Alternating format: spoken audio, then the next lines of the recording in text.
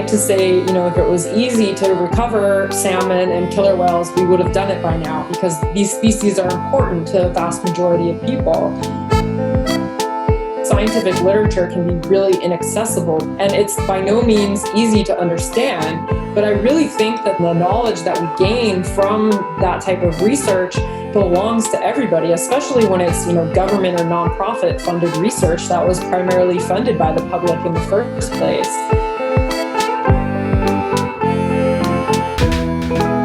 Welcome to San Juan Islands Community Network. We have Monika Wieland Shields of the Orca Behavior Institute. Thank you for joining us today. Thanks for having me, Heather. I'm happy to be here.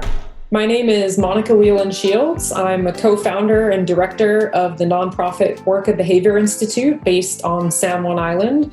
And our mission is to conduct non-invasive behavioral and acoustic research on killer whales of the Salish Sea and beyond. So we focus here locally on both the endangered salmon-eating southern resident killer whales and also the mammal-eating transients, also known as Bigg's killer whales. When we talk about behavior, we're looking at behavior both at the population level, so how are the southern residents and the Bigg's killer whales as a whole utilizing the Salish Sea, and then also on a more individual level or sort of social group level, we're looking at social behavior, so which whales are associating with one another, and also what they're doing when they're here. So based on what we see at the surface and how the whales are moving through their environment, we can make some notes in the field about what we're observing, and then later code those observations about how close or spread the whales are, how fast they're moving, whether they're traveling directionally or staying in a particular area. We can take all of that and kind of code it into a broad behavioral category, such as traveling, foraging, socializing, or resting. And over time, we can come up with a behavioral budget for how both the population and the subgroups, like a pod or a matriline, are behaving when they're in the habitat. And one of the things that we've been really interested to look at is how has the behavior of the southern residents changed?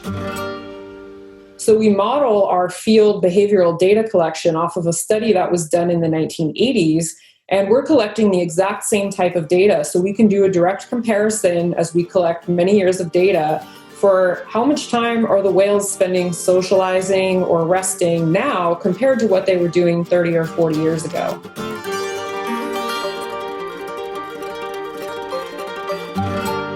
Our logo features L87 onyx, who's a really unique whale because he's the first whale that was documented to actually switch pods over time. And then behind him in our logo is what we call a spectrogram. And so we took one of the southern resident killer whale discrete calls and used the spectrogram and sort of stylized it behind onyx.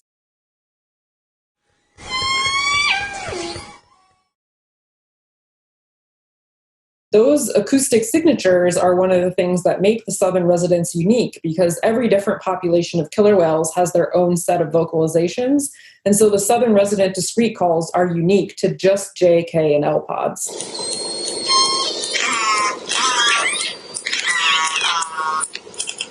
You can study things like repertoires that different subparts of the population are making, and hopefully eventually get some insights into, if not what the whales are communicating about, at least how they're utilizing those vocalizations, because at this point in time, we understand very little about their communication system and how it works. Tokitae is a member of L-Pod that is in the Miami Seaquarium in Florida, and she does still make the vocalizations from her natal family group in L-Pod. And unfortunately, she doesn't have much of a reason to vocalize because she's there by herself. But recordings that I've heard from her made in the 1990s did show that she was making the signature L-Pod vocalizations that she would have learned as a young calf. This culture is at risk of extinction. Absolutely the most important factor for them is prey. And the overall abundance of the resident killer whale populations correlates pretty remarkably with coastal Chinook salmon abundance. So when coast-wide across all the river systems, the salmon are doing well, we see an increase in the killer whale population. And when the salmon numbers are down, we see a corresponding decrease in the resident killer whale population.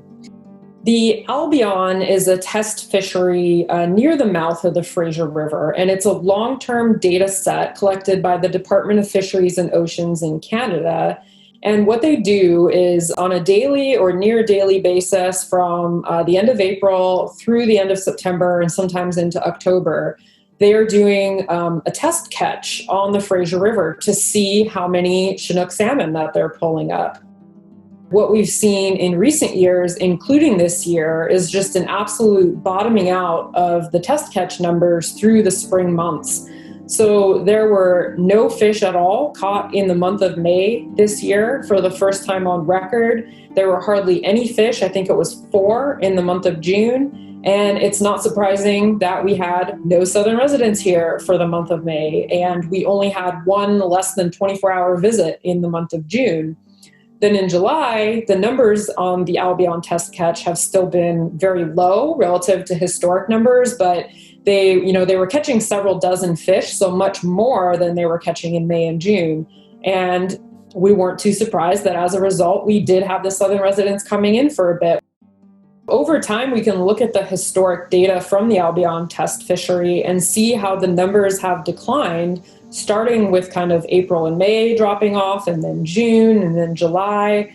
And cumulatively, we can see this long-term correlation between how many days the southern residents are present during that time period relative to those test catch numbers. It's not a mystery. There's a pretty direct correlation about where the fish are and where the whales are. One thing that just came up recently, there's a federal process unfolding on the Columbia River reevaluating the management of the hydroelectric dam system. And many of us were really hoping that the recommendation that came out of that process would be to breach the 4 dams on the lower Snake River. And that's a huge topic in itself. There's a lot to unpack there.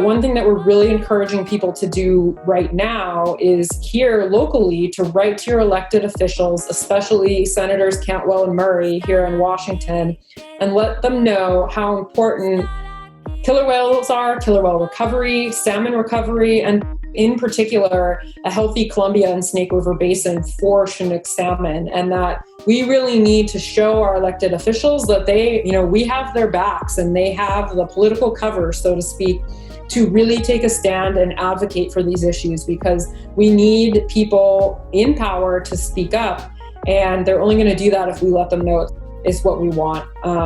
So really, any way that you can engage and make your voice heard is just so important. It's more crucial now than ever.